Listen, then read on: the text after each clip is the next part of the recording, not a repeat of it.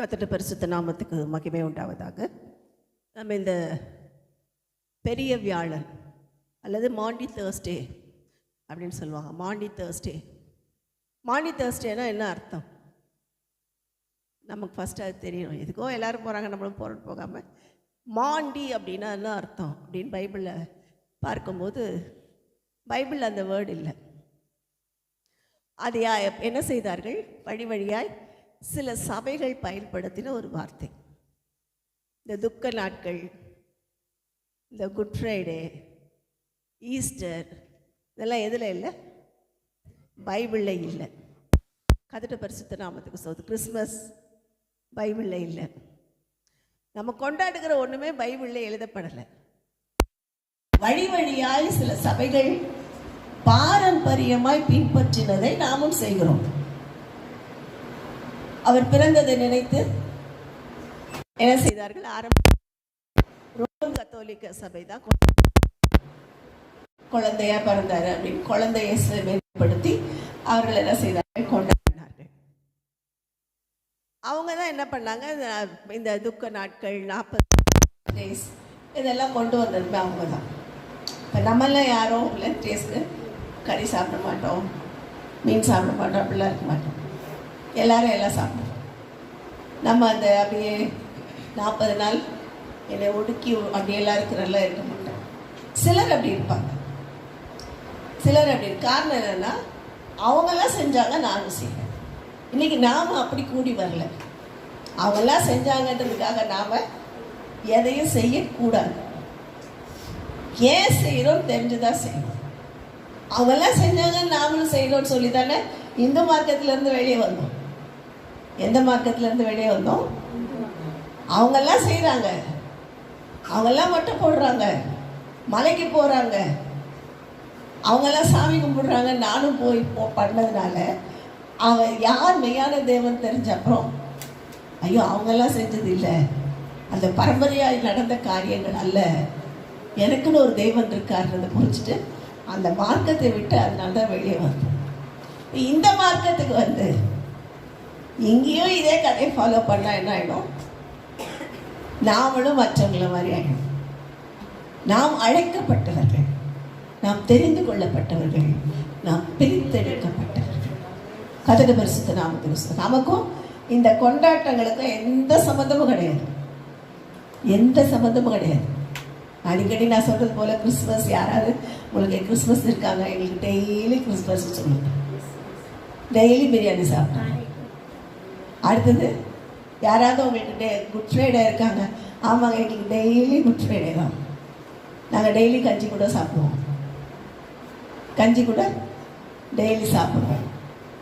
கஞ்சி சாப்பிட்டாலும் சந்தோஷமாக இருப்போம், பிரியாணி சாப்பிட்டாலும் சந்தோஷமாக இருப்போம்.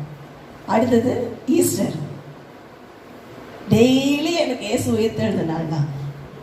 அவர் என்னைக்காவது மரித்து இருக்கிறாரா? இல்லை, என் மீட்பர் உயிரோடு இருக்கிறார். அவர் எப்பயும் இருக்கிறவராக இருக்கிறார். அதனால அவர் உயிரோடு எழுந்தார்னு கொண்டாடுறதுக்கு ஒன்று, அவை உயிரோடு இருக்கிற தேவன். அதனால நமக்கு டெய்லி ஈஸ்டர். இந்த காரியங்கள், இந்த பண்டிகைகள் எப்படி வந்து இதெல்லாம் பிற்பாடு ஒரு நாள் நேரம் இருந்தால் பார்க்கலாம். இப்போ அதெல்லாம் நான் பார்க்க போகிறது இல்லை.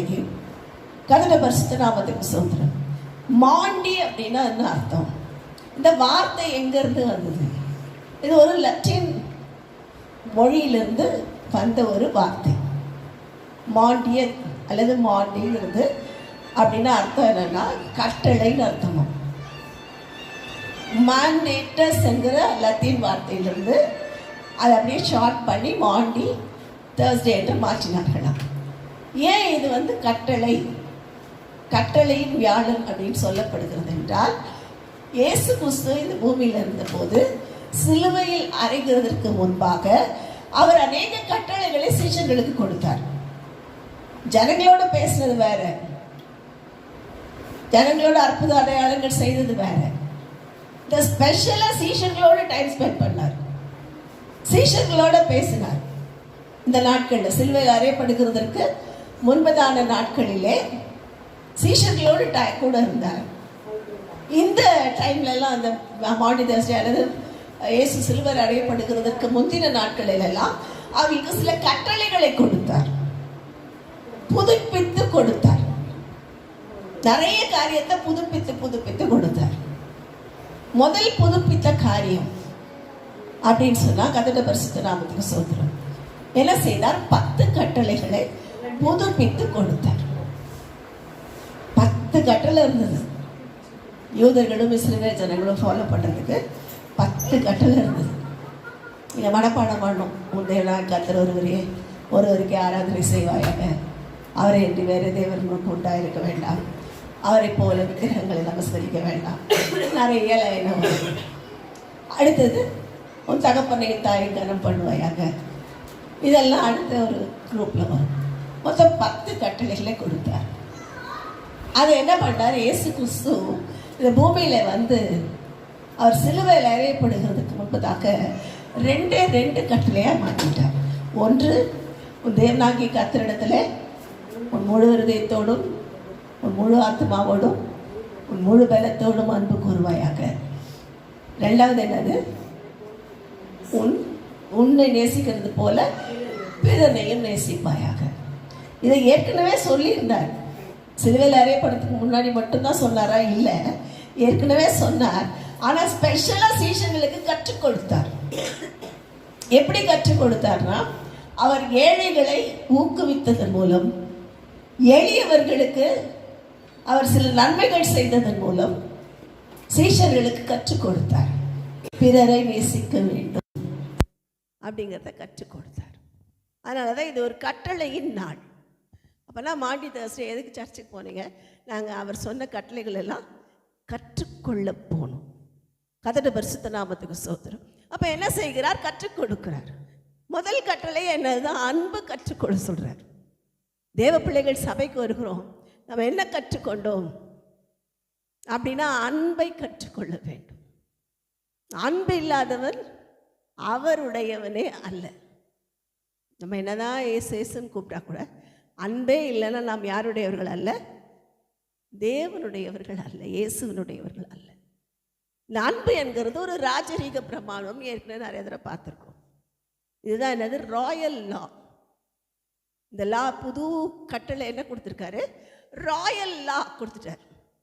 அப்போ முதல்ல கட்டளையை புதுப்பித்தார். 2வது என்ன புதுப்பித்தார் அப்படின்னா, அவர்கள் ஆசரித்த பஸ்காவை புதுப்பித்தார். இஸ்ரவேல் ஜனங்கள் என்ன செய்தார்கள்? பஸ்கா பண்டிகையை ஆசரித்து வந்தார்கள். ஒவ்வொரு வருஷமும் பஸ்கா என்கிற நாளிலே ஒன்று கூடி ஒரு குடும்பமாகவோ ஒரு சிலராகவோ சேர்ந்து ஒரு வயதான ஆட்டுக்குட்டியை எடுத்து கசப்பான கீரை, ஈசோப்பு தண்டில் என்ன செய்வார்கள்? தோய்த்து வைத்த இது காரியங்களெல்லாம் வச்சுட்டு அதை சுத்திகரிக்கிறதுக்காக வீட்டில் நிலைக்கால்களில் அந்த ஆட்டை அடித்து அந்த ரத்தத்தை பூசிட்டு அதுக்கப்புறம் அந்த ஆட்டை என்ன செய்வார்கள்? வேக வைத்து அவங்க எல்லாம் சாப்பிடுவாங்க. அப்பத்தோடும் கசப்பான கீரையோடும் இந்த மாம்சத்தின் இறைச்சியை சாப்பிடுவார்கள். இதுதான் பழைய ஏற்பாட்டிலே அவர்கள் ஆசரித்த பஸ்கா. இயேசு அப்படி ஆசரித்தாரா அப்படின்னா இல்லை. இந்த பஸ்கா என்ன ஆயிடுச்சு? புதிய பஸ்கா. அதனால தான் பவுல் எழுதும்போது நமக்காக பலியான பஸ்கா. நமக்காக பலியாக ஒரு பஸ்கா வந்துட்டாரு. இது வரைக்கும் ஒரு வயது ஆட்டுக்குட்டியை தான் பலியிட்டு கொண்டிருந்தார்கள். ஆனால் இனி ஆட்டுக்குட்டி வேண்டாம், இனி எந்த பறவையும் வேண்டாம், எந்த மிருகமும் வேண்டாம். இயேசுவின் ரத்தம் சிந்தப்பட போகிறது. அதனால் அவர் புதிய உடன்படிக்கை. அதுதான் என்ன? எதை புதுப்பித்தார்? முதலாவது கட்டளையை புதுப்பித்தார். 2வது உடன்படிக்கையை புதுப்பித்தார். பஸ்காவாகிய அந்த உடன்படிக்கையை புதுப்பித்தார். இப்போ இவங்க பழைய ஏற்பாட்டில் செஞ்ச மாதிரி அதுக்கப்புறம் செய்யப்படவில்லை. சீஷர்கள் கூட என்ன செய்யலை? பஸ்கா ஆசரிக்கல. அவர்கள் என்னதான் செய்தார்கள்? அப்பத்தையும் திராட்சரசத்தையும் பருகினார்கள் என்று நமக்கு வேதம் சாட்சி சொல்கிறது. பவுல் எழுதுகிற காரியங்கள்லாம் எழுதியிருப்பார். நீங்கள் எல்லாம் செய்யுங்கள், அவர் சரீருக்கு ஒப்பாக இருக்கிற இந்த இதுவே என்னுடைய புதிய உடன்படிக்கையின் இரத்தமாக இருக்கிறதுன்னு அவர் கொடுக்குற அந்த பஸ்காவாகிய அப்பத்தையும் திராட்சரசத்தையும் குறித்து எழுதியிருக்கிறதை நம்ம வாசிக்கிறோம். ஒவ்வொரு மாதமும் நம்ம வாசிக்கிறோம். அது என்ன செய்கிறோம், சாப்பிட்றோம். கர்த்தருடைய பரிசுத்த நாமத்துக்கு ஸ்தோத்திரம். அப்போ என்ன ஆயிடுச்சு, இது வரைக்கும் அப்பம் இருந்தது, இப்போது வேற ஆயிடுச்சு. இங்கே எதுவும் இல்லை. ஏதாவது இருக்கா? அந்த அப்பம் கசப்பான கீரை ஏதாவது இருக்கா? எதுவும் இல்லை. கர்த்தருடைய பரிசுத்த நாமத்துக்கு ஸ்தோத்திரம். அப்போ புதிய உடன்படிக்கை. அடுத்தது ரத்தமும் புதிதாக்கப்பட்டாயிற்று. இது வரைக்கும் செலுத்தப்பட்டதெல்லாம் மிருக பலி, இப்போ செலுத்தப்பட்டது தெய்வ பலி. மனுஷ பலி அல்ல, தேவ பலி. கர்த்தருடைய பரிசுத்த நாமத்துக்கு ஸ்தோத்திரம். அப்போ என்ன அர்த்தம்? ரத்தமும் மாறிடுச்சு. ஒரு மிருகத்தை அடித்தார்கள், தன்னையை ஒப்பு கொடுத்த தேவன். அதனாலே தேவனுடைய ரத்தம் மாறிடுச்சு.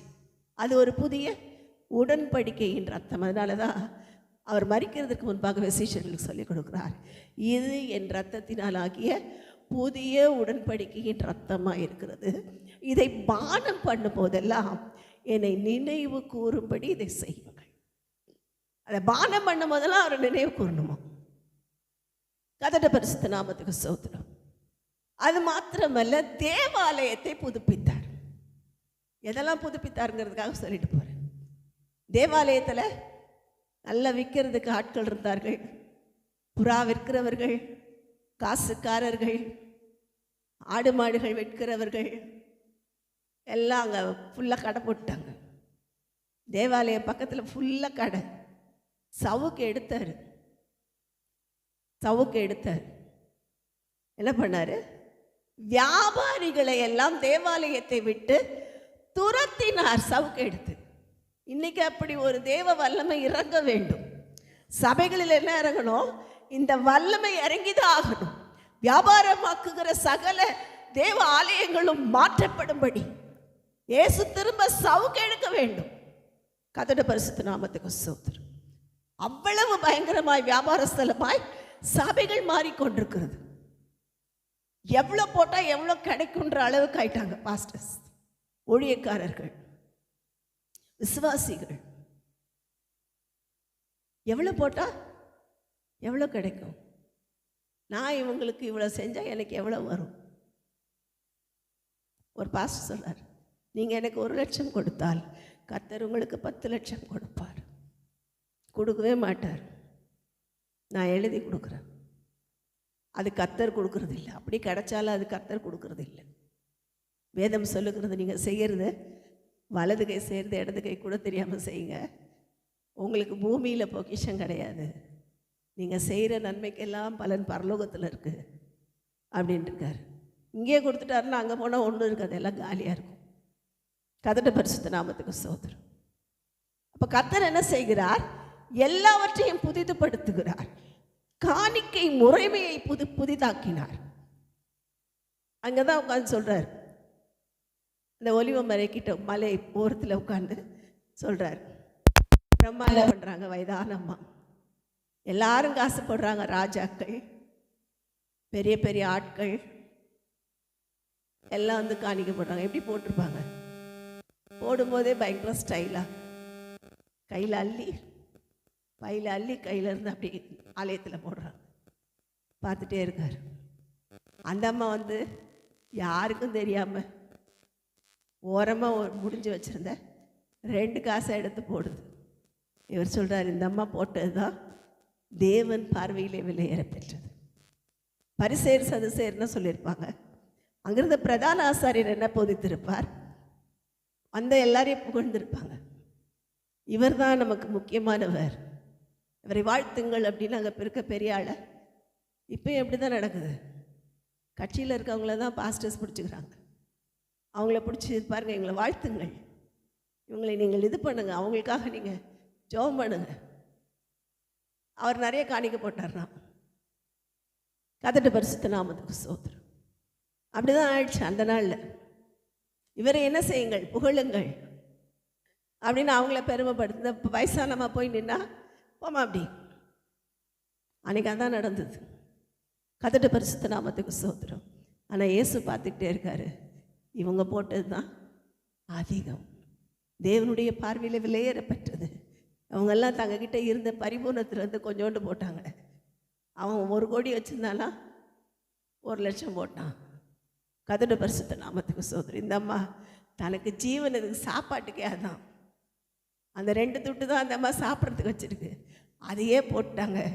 இவங்க போட்டது தான் விலையேறப்பட்டது. காணிக்கையில் வித்தியாசத்தை காண்பித்து கொடுத்தார்.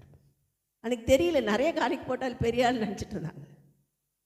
அதனால தான் பரிசேயர் சதுசேயருக்கும் வேத சாஸ்திரிகளுக்கும் பெரிய பிரதான ஆசாரியர்களுக்கும் இயேசுடைய உபதேசம் ஒரு சவாலாய் அமைந்தது. அந்த நாளில் ஒரு புரட்சியாக இருந்தது. இவர் என்னென்னமோ பேசுகிறாரு. எப்படி இருந்திருக்கு? இப்போ நம்ம பேசுகிறோன்னா சும்மா இருப்பாங்களா? புரட்சியாக தானே இருக்கும், சும்மா இருக்க மாட்டாங்க எல்லாம்.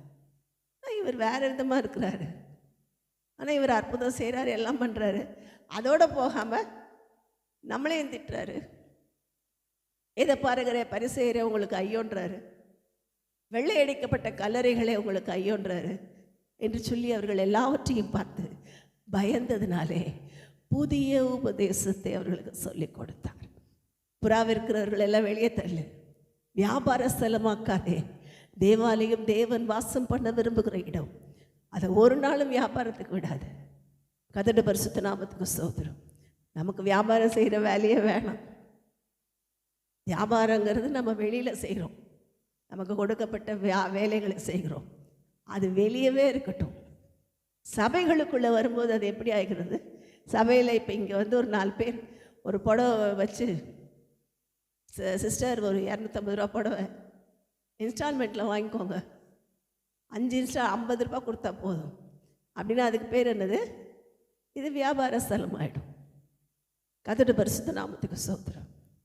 அப்போ என்ன செய்யக்கூடாது? அதுக்கெல்லாம் இங்கே விடக்கூடாது. அப்போ தேவ பிள்ளைகள் ஜாக்கிரதையாக இருக்க வேண்டும். எதை செய்யணும், எப்படி செய்யணும், எல்லாத்தையும் தேவனிடத்தில் கேட்க வேண்டும். இப்போ தேவன் விரும்புகிறதெல்லாம் என்னது?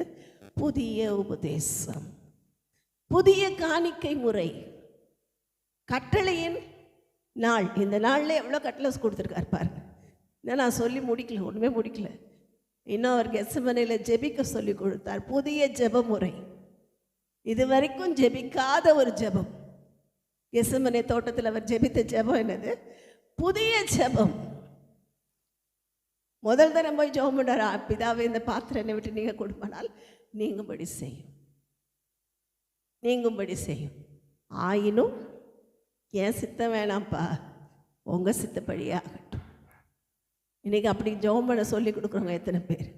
எனக்கு இதுதான் வேணும்னு கேட்க வைக்கிறவங்க எத்தனை பேர்? இந்த மீட்டரில், இந்த லென்த்தில், இந்த ஹைட்டில் எனக்கு வேணும்னு கேட்க வைக்கிறவங்க எத்தனை பேர்? கதடு பரிசுத்த நாமத்துக்கு ஸ்தோத்திரம். எல்லாம் அவருக்கு தெரியும்.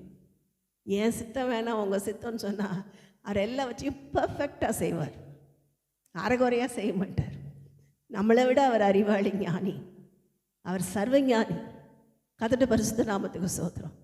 அப்போ நாம் என்ன செய்ய கற்றுக்கொள்ள? அவரோட சித்தத்துக்கு ஒப்பு கொடுத்து ஜெபம் பண்ணுங்க. எதுவாக இருந்தாலும் ஆண்டவரே எங்கள் சித்தம் வேணும், நான் ஜெபம் பண்ணுறேன் இந்த காரியத்துக்காக, ஆயினும் என்னுடைய சித்தத்தின்படி அல்ல உம்முடைய சித்தத்தின்படியே ஆகக்கடவுது என்று ஜெபித்தார். ஜெபத்தை அந்த 3 பேருக்கு சொல்லி கொடுத்தார். கதட பரிசுத்தர் அதனால தான் கூப்பிட்டு போனார். ஒருவேளை பாதி கேட்டிருப்பாங்க, பாதி தூங்கியிருப்பாங்க. அதனால தான் எழுதிட்டாங்க எல்லாம், இல்லைன்னா எழுதியிருக்க முடியாதுல்ல. கதட பரிசுத்த நாமத்துக்கு ஸ்தோத்திரம். அது மாத்திரமல்ல, மன்னிக்கிற முறையை கற்றுக் கொடுத்தார். கெத்செமனேயில் அவர் பிடித்த போது மன்னிக்கிறதுக்கு சொல்லி கொடுத்தார். பேதுரு வலது காதரை வெட்டிட்டான். அந்த ஸ்கூலுங்கிறவனை காது காலி ஆயிடுச்சு. அவர் மீன் வெட்டுறவர். மீன் வெட்டுறவங்க முதல்ல காது தான் வெட்டுவாங்களாம். அவருக்கு என்ன தான் கத்தி கிடச்சோன்னே மஸ்கூலோட காது தான் காலி பண்ணார். கதட பரிசுத்த நாமத்துக்கு ஸ்தோத்திரம். ஆண்டவர் அந்த காதை ஒட்டி நல்லாக்கிட்டேப்பா, உங்களுக்குள்ள எப்படிலாம் செய்யாதீங்க, பட்டயத்தை எடுத்தவன் பட்டயத்தால் சாவான். மன்னிக்கிற ஒரு உபதேசத்தை கற்றுக் கொடுத்தார். கதடு பரிசுத்த நாமத்துக்கு ஸ்தோத்திரம். அது இது வரைக்கும் சொல்லி முடிக்கவே டைம் ஆயிடுச்சு. அதுக்கப்புறம் அந்த உடன்படிக்கையை அந்த லாஸ்ட் சப்பர் என்று சொல்லப்படுகிற அந்த பந்தியை ஆயத்தப்படுத்தி சீஷர்களுக்கு தாழ்மையை சொல்லிக் கொடுத்தார். இது வரைக்கும் எல்லா தலைவர்களும் மற்றவங்கள கீழே உட்கார வச்சு அவங்க மேலே உட்காந்து பழகுனாங்க. இயேசு மாத்திரம் சீஷர்களை மேலே உட்கார வச்சு அவர்களோட கால்களை கழுவி அவர்களோட கால்களை துடைத்த ஒரே தலைவர் நம்ம இயேசு. யார்? அவர் தான் உண்மையான தலைவர். மற்றவங்களாம் டம்மி பீஸு. கதடு பரிசுத்த நாமத்துக்கு சோத்திரம். அவர் என்ன பண்ணார்? மேலே உட்கார வச்சு சீஷர்களோட கால்களை கழுவி தாழ்மையின் உபதேசத்தை சொல்லி கொடுத்தார். இத்தனை புதிய உபதேசத்தை, புதிய காரியங்களை இந்த நாளில் சொல்லி கொடுத்ததுனாலே அதை நினைவு கூறும்படி இந்த நாளில் வந்திருக்கிறோம். கர்த்தர் நம்மோடு கூட இருந்து நம்மை ஆசீர்வதித்து நாம் பாடினது போல என்னையும் தம்மை போல மாற்றும் இம்மானேசத்தை எண்ணி எண்ணியே உள்ளம் கனியுதே என்று சொல்லி பாடி தேவனை மகிமைப்படுத்துவோம். கர்த்தருக்கு முன்பாக நடந்து கொள்வோம். கர்த்தர் தாமே நம்மை ஆசீர்வதிப்பாராக. ஆமென்.